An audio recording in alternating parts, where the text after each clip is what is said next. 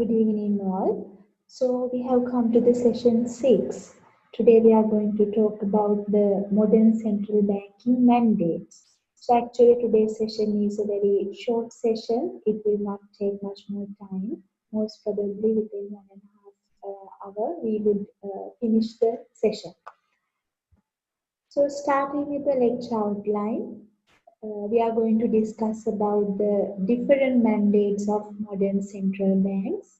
So one by one in detail, we will discuss about the monetary stability mandate, financial stability mandate, and the full employment mandate. Finally, interlinkages among various mandates.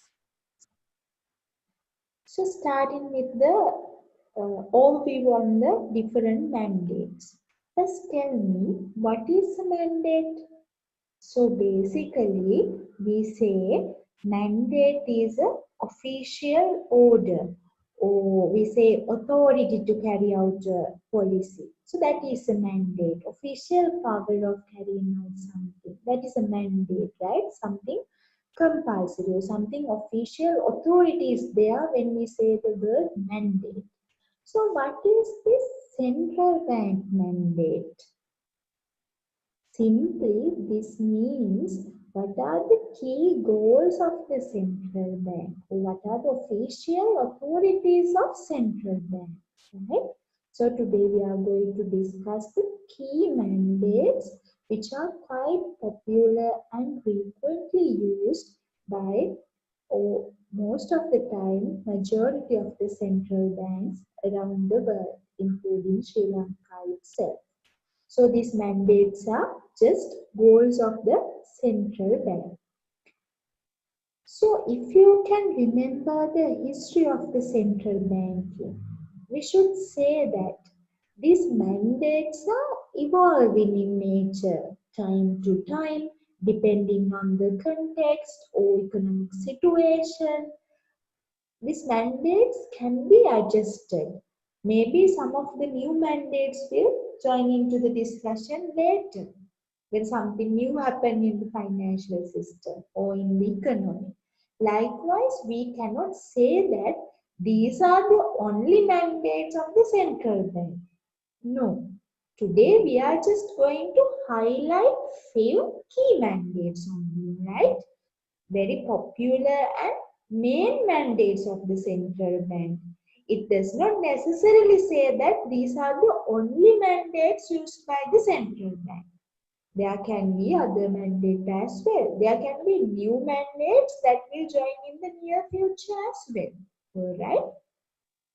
So if you can recall the evolution of the central banking system, where it started from coin sorting and Wu financing. Now no longer central bank is a coin sorter or a Wu financer.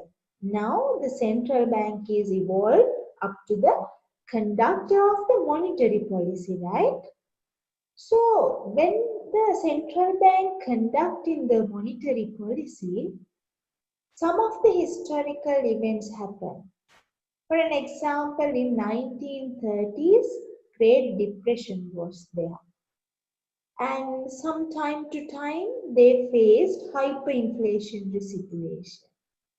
With these historical events which taken place in the history, one of goal of the central bank or one of key mandate emerged as the monetary stability.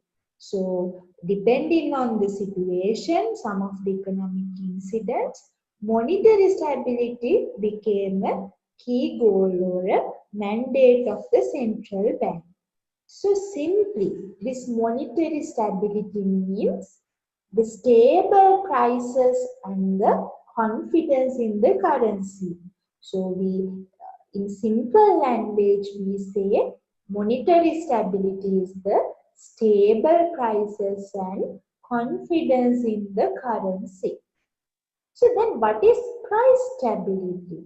If you know the objectives of the Central Bank of Sri Lanka, first one is to maintain price stability and economic stability. Second one is to maintain the financial stability, right? So Sri Lanka, we have price stability. Here I have mentioned the monetary stability. Are they two words or the same word?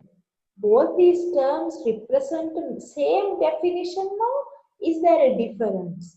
That we will discuss during today's session, right? And coming to the next mandate, financial stability.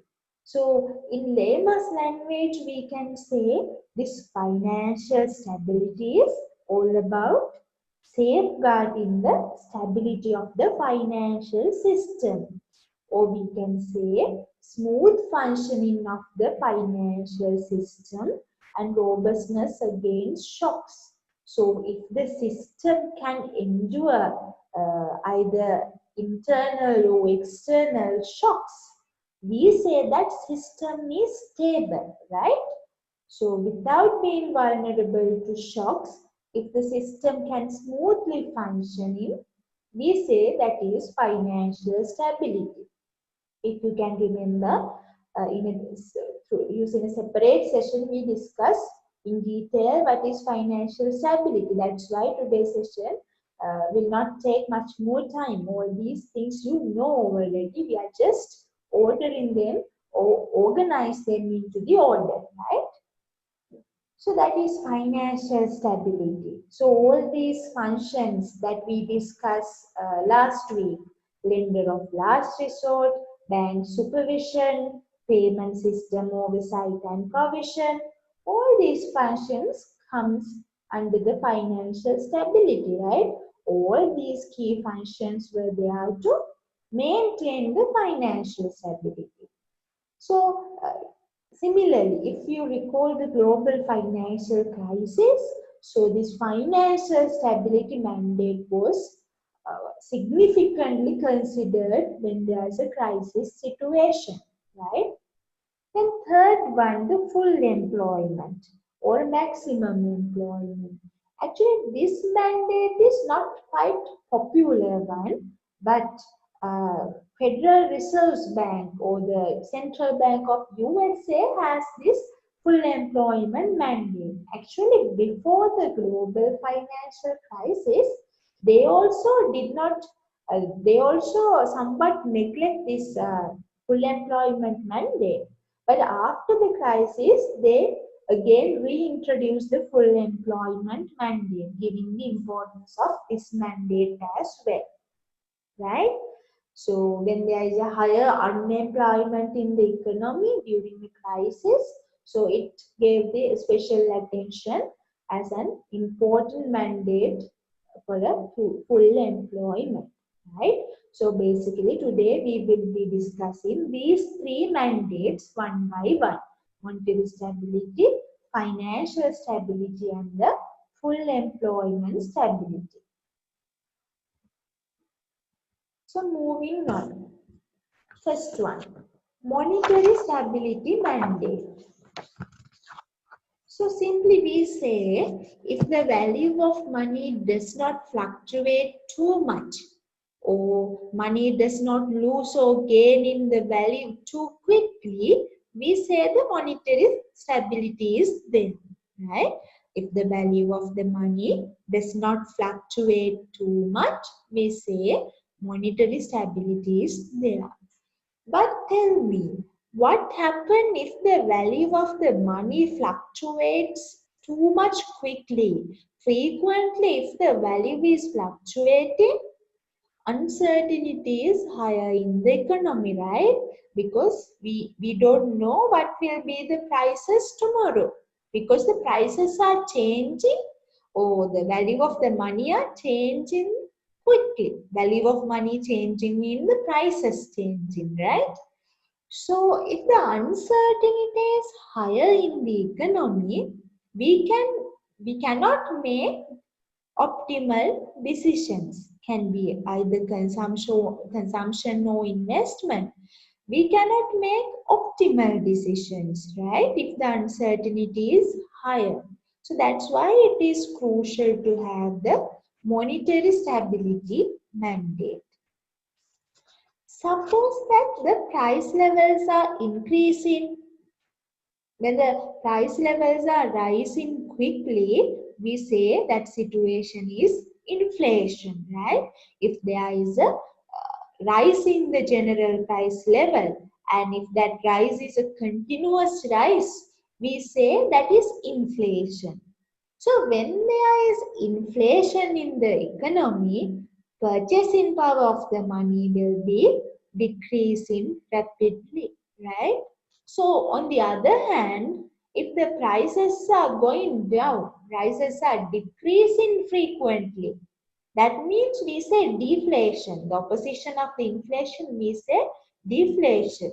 This deflation also, someone can say, okay, the going up prices, if the prices are going up, that is not beneficial for us because then goods and services are too much costly.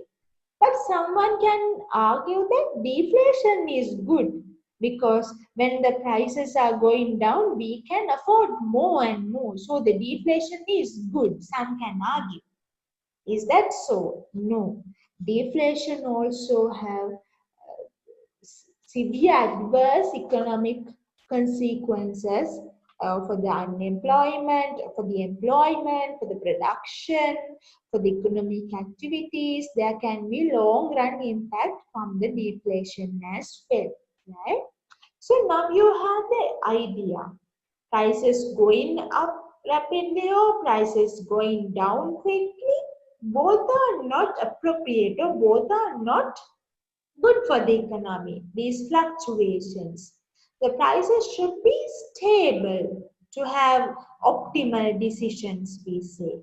So if that's the case, what is the role of the central bank to maintain this monetary stability? We know central bank is the creator and the regulator of the money, right? So central bank has the ultimate authority to issue money and control money. So simply controlling the stability or maintaining the stability is also up to central bank. Central bank should be responsible in maintaining the monetary stability, right? So let's suppose that there is loose monetary conditions in the economy. That means simply too much money available at lower cost. Inflationary situation, right? How that will create an inflation in the economy if there are too much money in the economy? If the people have too much money at a lower cost, then they will use this money to consume more, right? They will demand more and more. And also, the producers also invest more and more because there are too much money at a lower cost. Cost means the interest rate. So when the consumption and the investment accelerated, what happened is the aggregate demand will increase at the end, right? When there is aggregate demand is higher, when the aggregate demand goes up, it will push up the prices as well. If the people demand more and more, prices will go up and up, right? So that is simply how the too much money creates the inflation. If we talk about the other way around, if the monetary conditions are too much tightened in the economy, then what happens? Now too much less money is available at a higher cost, right? Now little money is available. Then people do not have sufficient money to afford or to demand, right? Then they will not consume more, right? Their demand will go down because they do not have more money to demand. And also for the investors or for the producers, they also do not have more money available for production or to investment, right? So they will also reduce the production, right? So they cannot expand the production. They cannot increase the supply because now the monies are not there. Money is a scarce resource now under the tight monetary conditions. If that's the case, then people do not have money with them. Producers also do not have money with them. So people will not demand.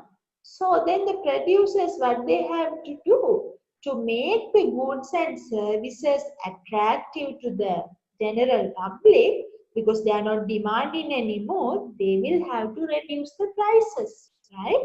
Since there is a no demand or lower demand for the goods and services due to the strict monetary conditions in the economy, then producers will reduce the prices to attract the consumers to the goods and services. So that is deflation. If the prices are continuously going down, right? Now you know how the monetary conditions can result in inflation and also deflation.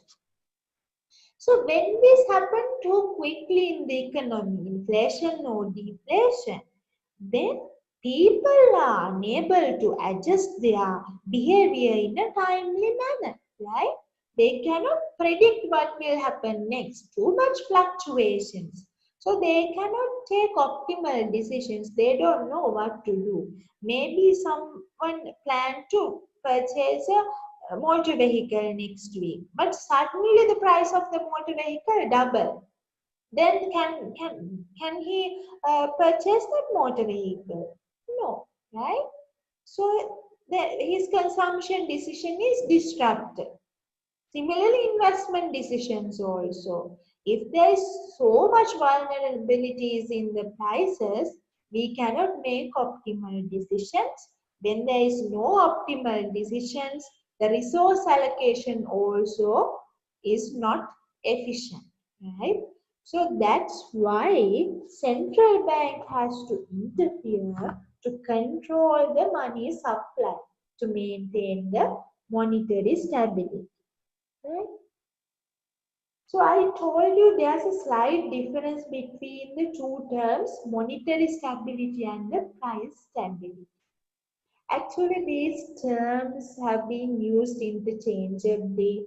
Sometimes both of the terms represent the same meaning, right? But there's a slight difference in the definitions. So depending on your surrounding context, the usage can be changed. Let's start with the price stability. So price stability means the stable general price level in the economy. So under the price stability, we consider on the domestic prices, or we say the domestic purchasing power of the currency. So the price stability considers the domestic purchasing power of the currency. But monetary stability is much more wider concept. The price stability has a narrow definition which is focused on the domestic context, while the monetary stability consider on the stability of money in general. It does not specify it is domestic or foreign. In general, stability of the money, monetary stability, right? So simply we say stable prices and confidence in the currency's monetary stability, maintaining the domestic purchasing power of the currency is price stability, right? So if the focus is to control the inflation within the economy, that means we consider about the price stability or the domestic purchasing power of the currency if we are talking about the inflation. But if we also consider the exchange rate loss or exchange rate depreciation, we say we consider the overseas purchasing power of the currency as well, right? If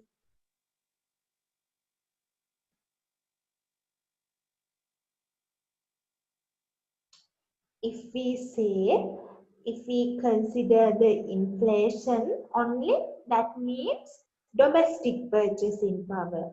But if we consider the exchange rate also, that means the overseas purchasing power also we are considering, right? So which term to use is depend on your surrounding context or what the central bank wants to communicate to the public. Suppose that more emphasis is on the stability of the domestic purchasing power of the currency without much regard for the exchange rate, then the ideal or more appropriate term to use is the price stability if the more concern is with the domestic purchasing power. But if you consider both overseas purchasing power of the currency and the domestic purchasing power of the currency, then better to use the monetary stability. So you can say monetary stability is the wider or the broader concept and price stability is narrowed one, right? So that's the difference between these two.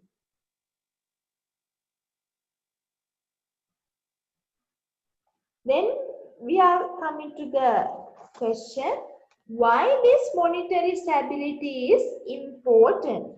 Why it is important?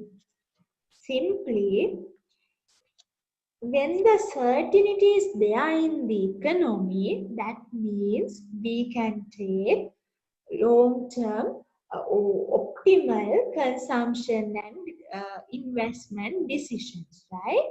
So when we have optimal consumption and investment decisions, that is very inclusive for a long-term economic growth. So did you get the idea?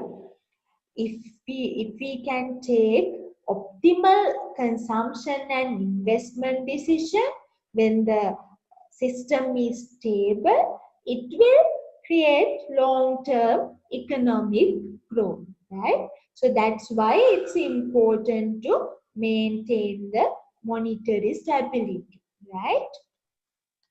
So I told you, if the monetary conditions are loosened, that means there are too much money available in the economy.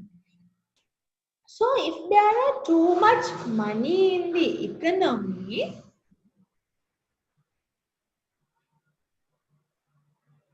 if there are too much money in the economy, people can consume more, right? And producers can invest more. So the economy will be stimulated, right? So the loosened monetary conditions can stimulate the economy. So don't you then get this problem?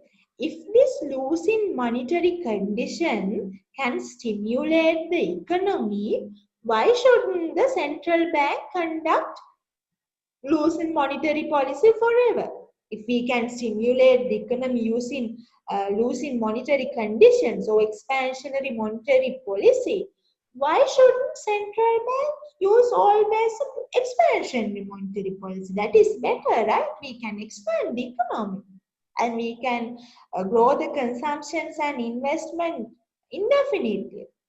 So why we cannot do that? Why the central bank doesn't do that? The first reason is this expansion of the economy or the production that that is somewhat beyond the control of the central bank, right?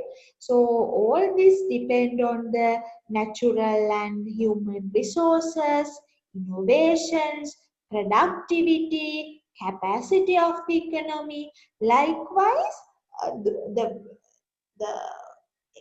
economic production will depend on the factors which are outside of the central bank's purview. So that is why central bank cannot use a loosened monetary policy forever in order to stimulate the economy.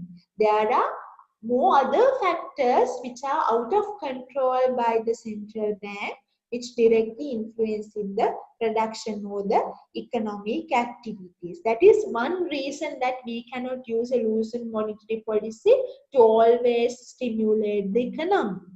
The second one is the inflation. If we indefinitely increase the monetary condition in order to stimulate the economy, then what will happen? It will create an inflationary pressure, right? Because when there are too much money available in the economy, then goods and services become the scarce resources. So people keep up bidding on the prices, right? So the prices will go up. Another reason is speculative activities. If there are too much money or if there is a loosened monetary conditions in the economy, then people will use this money for the speculative activities. That means they will anticipate what will happen future and accordingly they will try to use the money to make profits, right? Speculation. So these are the reasons that's why we cannot go ahead with the long-term expansionary monetary policy. Are you clear? If the expansionary monetary policy stimulate the economic conditions, someone can say, then we can go ahead continuously with the expansionary monetary policy. But these three reasons, the first one is the resources, natural or human resources, innovation, productivity. These are the factors that are out of control of the central bank, which will determine the economic production. One reason that's why central bank cannot directly interfere. Second one is the inflation. If we go ahead with the loosened monetary condition for a longer period of time, there can be a inflationary threat. Third one is the speculative activity. So these are the three reasons why we cannot use loosened monetary conditions continuously, indefinitely. Then, what if we have the tightened monetary policy for a longer period of time? Again, that is also not suitable, right? Then there will be unemployment or deflation. Then the economy will be constrained when the too much less money is available in the economy, right? When the money is so scarce, producers cannot expand the production. Then there will be job cuts, closing down of the firms. Then it will create higher unemployment. Higher the unemployment, lower the demand. Then lower the demand, lower the prices. Deflation, right? So now you get the idea. Too much money is also not okay. Too much less money is also not okay. Then central bank role is to decide what is the right amount money for the economy. Why? Too tight or too loose money conditions are not good for the economy. So the central bank should aim to set money conditions that are just right for the economy, that are just right for the economy. So how the central bank decide the right amount of money? Can the central bank pinpoint and say, this is the amount of money that is right amount? No, it is very challenging situation to pinpoint the amount of money, the right amount of money for the economy.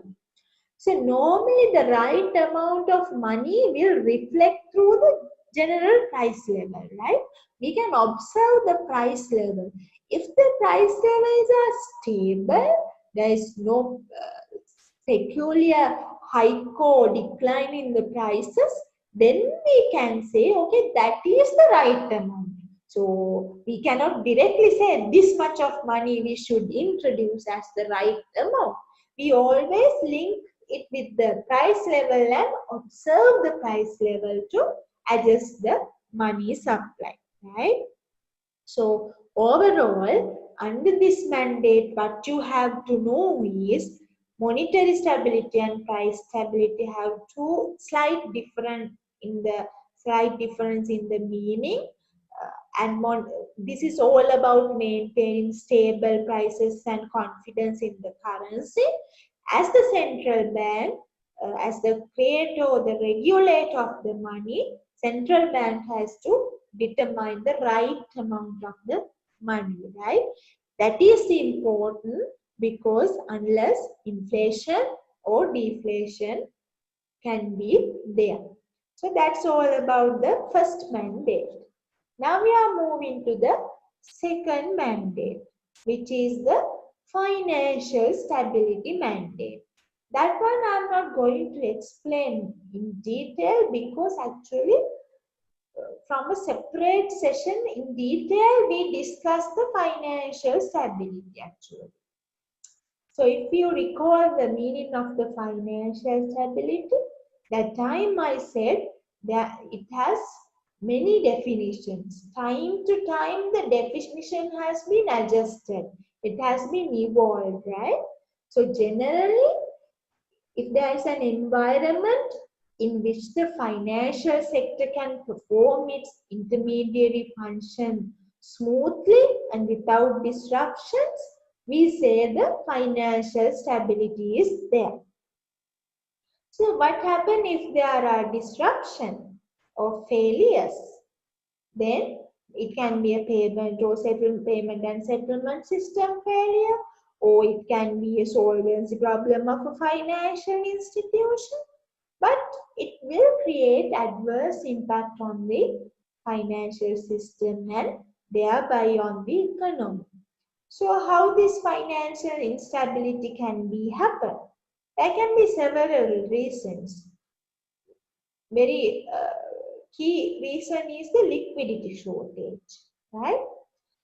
Suppose that there is a particular financial institution who does not have enough money to meet the short-term obligations. So that particular financial institution fails to meet short-term obligations.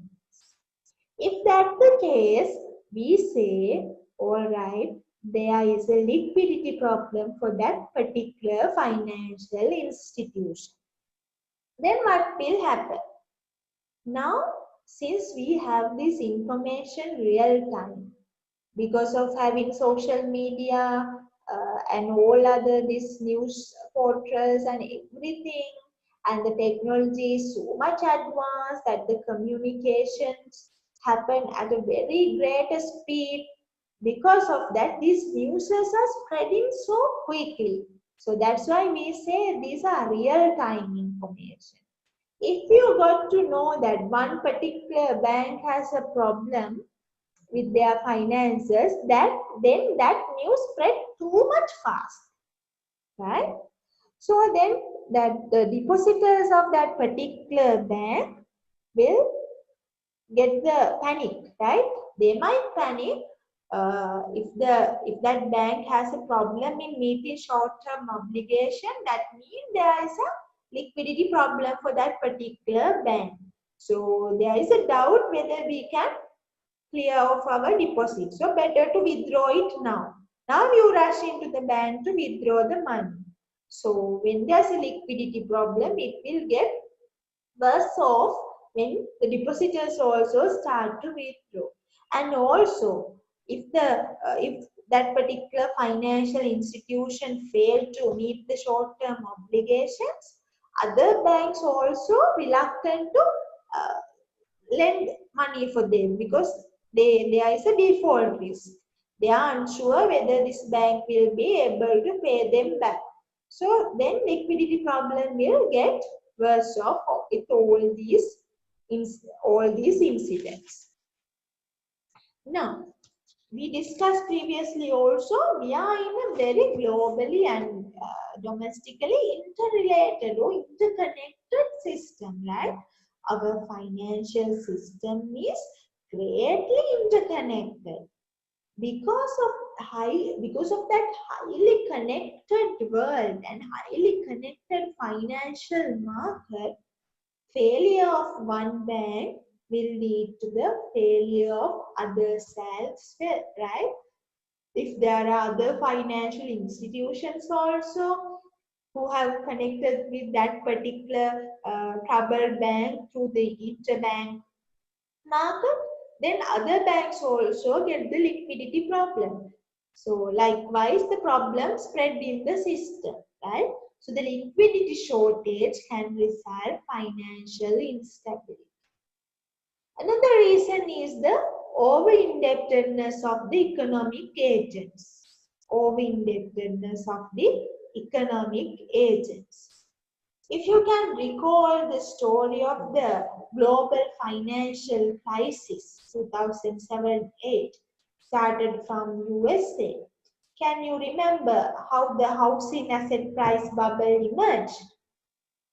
So normally this financial instability is closely related with asset prices or asset bubbles.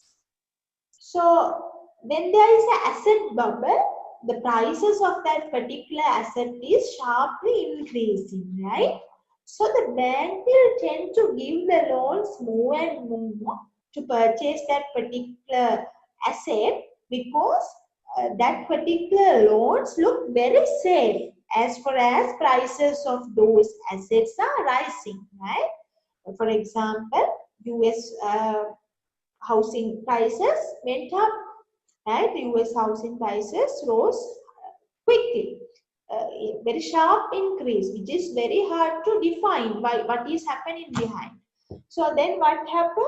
Since the prices are higher of the houses, then the commercial banks also,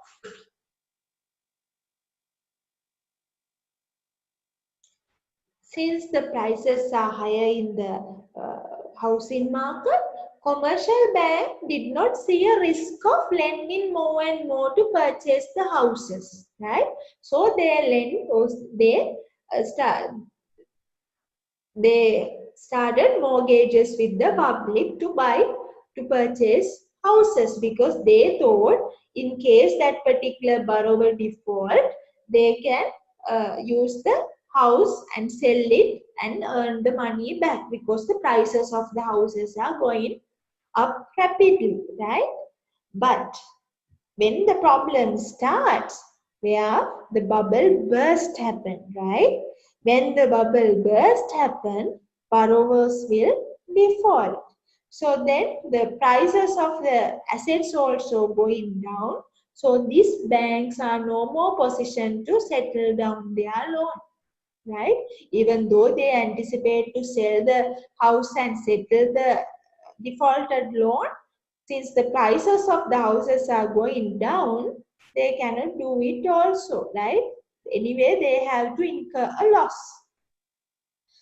So we say this, when that happens, these financial institutions have to write down the value of their bad loans. They have to write down the value of the bad loans, right? When they written off the loans, it will reduce their capital. So reducing the capital level of the financial institution is very problematic. It can create problems in so many ways.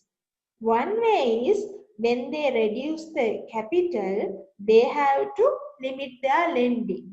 And also they have to sometimes call in their loans back. Most of the time, short-term loans that they have given to the customers, they have to call in them back, right? Because of the reduced capital level. So ultimately, it will create a liquidity shortage.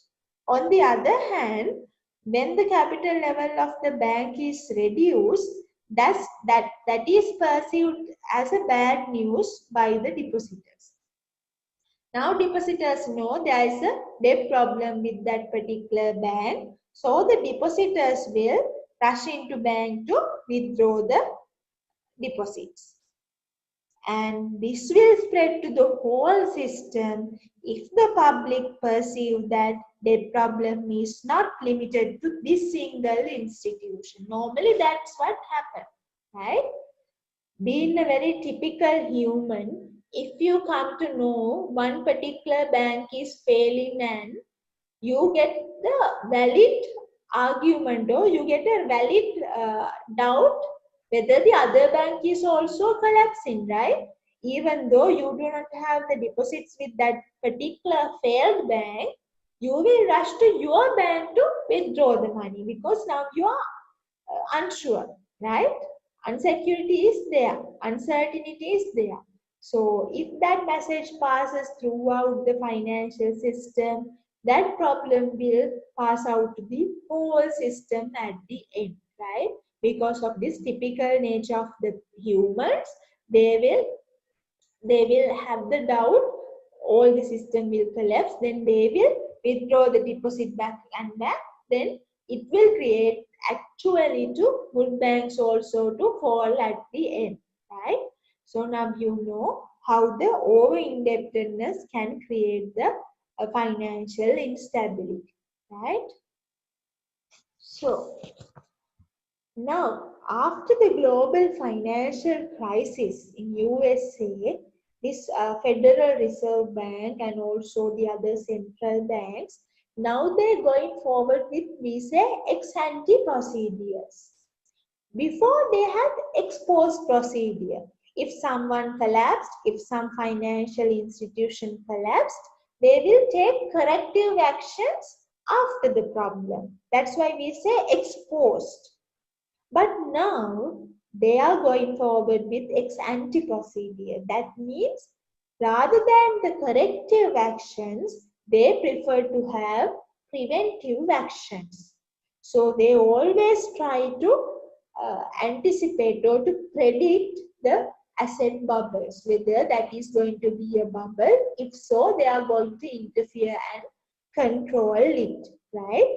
Otherwise, it will create very harmful disruptions to the economy, right? So this after global crisis, central bank step into ex ante procedure to preempt the disastrous situation or to asset price bubbles from turning into disruptions, right? So why now finally why the financial stability mandate is important? Why it is important?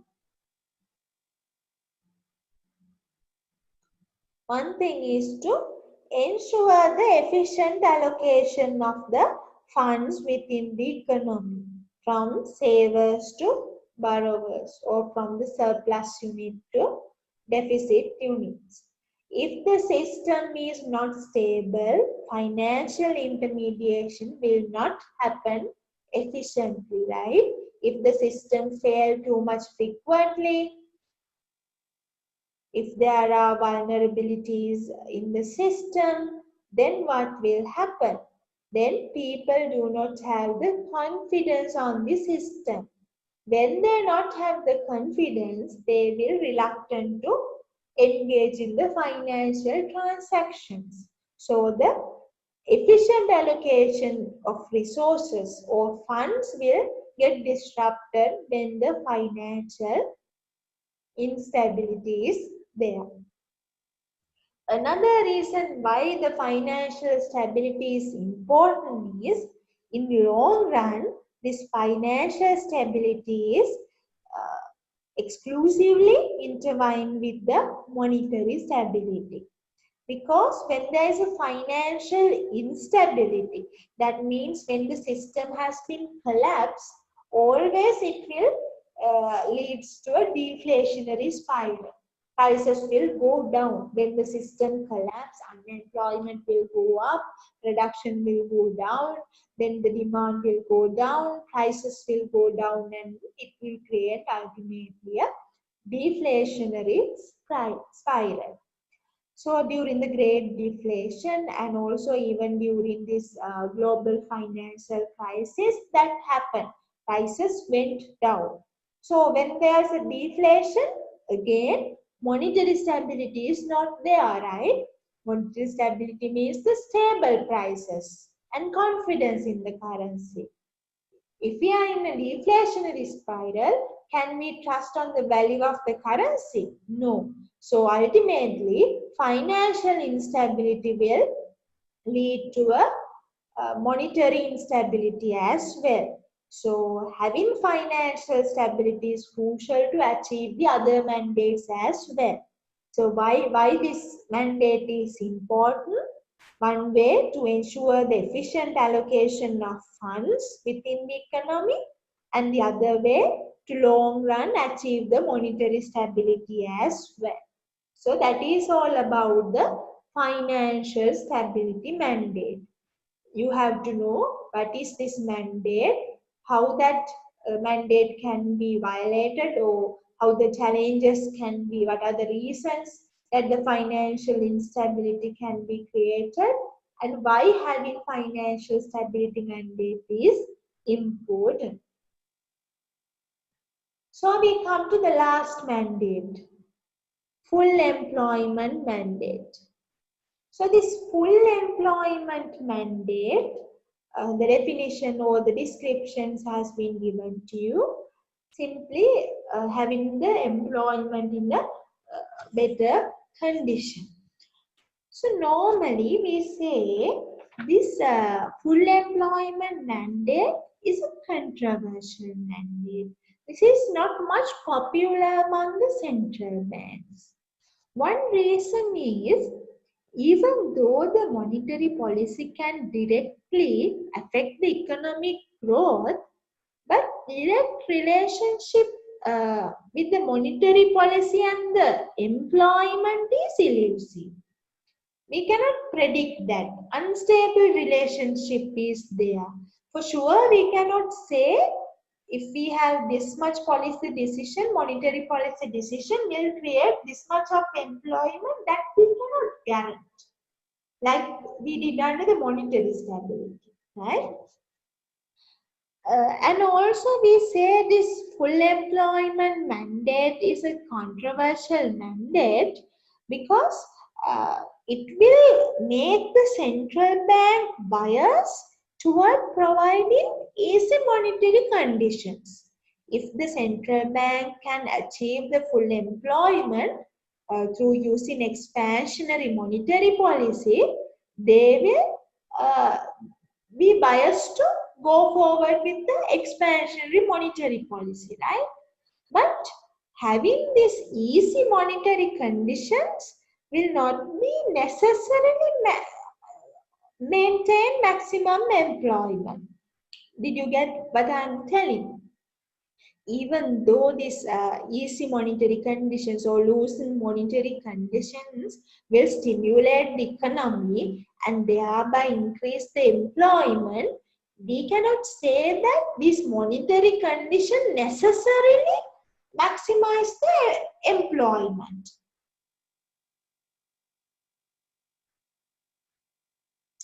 That we cannot say. We cannot necessarily say that the easy monetary conditions will maximize the employment. Why? As I told you before also, this production, employment, these things depend on the capacity of the economy, right? So the capacity of the economy will be determined by the technology, research and development, human and the natural resources. These things will determine the capacity of the economy. So all these factors are largely outside the direct influence of the money conditions, right? So taking full employment as a mandate under the central bank is controversial, because employment is much more dependent on the factors like production, capacity, research and development, innovation, resources. All these factors are largely outside the control of the money conditions. So it is very difficult for us to say central bank can achieve this full employment using the monetary condition. Other reason that this is a controversial mandate is If the central bank wish to have the full employment and go ahead with easy monetary conditions, ultimately it will create the inflationary pressure.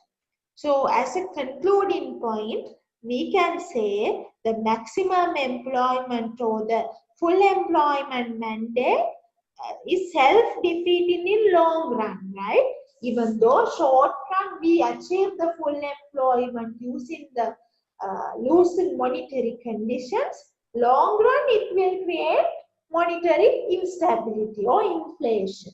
So that's why we say this is a controversial mandate. One reason we are saying this is controversial because some of the factors, key factors are out of control of the central bank. Other one is if we achieve the full employment in short run, it will create in the long run inflation. And also the relationship between the employment and the monetary policy conditions are very hard to define. Because of all these reasons, we say full employment mandate is a very controversial one. And also you have to remember, under this mandate, the central bank preferred to use the full employment rather than the maximum employment. Why? Because this full employment does not mean zero unemployment. Zero unemployment that we cannot achieve ever, right? We cannot achieve that. Why? Always there is a voluntarily unemployment in the economy, or we say frictional unemployment, or in other words, we can say transitory unemployment. So, for an example, let's suppose that one person resigned from his job in order to join for a new job. So, he might take 2 or 3 weeks off before joining the new job. So that transitory period, he is labeled as unemployed. That we cannot avoid it, right? So that is there. We cannot minimize it into zero. Similarly, for you also, when you passed out sooner in the near future, hopefully, right, with all this challenging situation, COVID and no exams at all, I don't know whether you are going to when you are going to pass out with this situation. But soon after you pass out, you will become a graduate, and then you will seek for a job. So you will wait, right? You will wait. You will compare the jobs. You will wait for the better offer, right? For that to find the most appropriate and good offer, it will take time. So you're voluntarily unemployed during that period. So that unemployment we cannot reduce to zero. That is their transitory unemployment. So this full employment does not mean zero unemployment. So always when we talk about this mandate, we go ahead with natural rate of unemployment, or we say non-accelerating inflation rate, similar words. Natural rate of unemployment, or NIRU, NAIRU, NIRU. So these are the things that we have to know under the full employment mandate. Actually, this, even though this is a quite controversial mandate and not a popular one, Federal Reserve Bank of USA, they reintroduced this mandate after the global financial crisis. Why? Why this is important? Because they observed before the crisis also there were no inflation. The price levels are too much low at the economy. After the crisis also the same. The prices are low. That means the central bank have achieved the monetary stability or price stability, right? Stable prices are there. But the unemployment is quite higher. Unemployment is quite higher. Because of that, central bank decided even though the price levels are stable, they have to do something related to the unemployment, right? They have to do something. So that's why they reintroduced this full employment mandate again. So to give the impression or to give the communicate the general public that central bank would not sit on its hand just because the inflation had been very low. So not only the inflation, unemployment also be a matter of central bank. So to give that impression, they took the full employment mandate back. But in Sri Lanka, we do not have this mandate. Instead, we have economic stability. Somewhat we are talking this under that mandate, right? Maintaining stable economic conditions mean unemployment is also, or the employment is also covered. Then finally, the interlinkages among the various mandates. So there is a very sometimes trade-offs and sometimes synergies between these mandates. So even though central bank has several different mandates, it's duty of the central bank to balance the actions among these mandates. For an example, if we take monetary stability and the full employment mandate, in the to achieve the monetary stability mandate, central bank obviously have to go for a tightened monetary policy. If there are too much money, there is inflation. So to avoid that,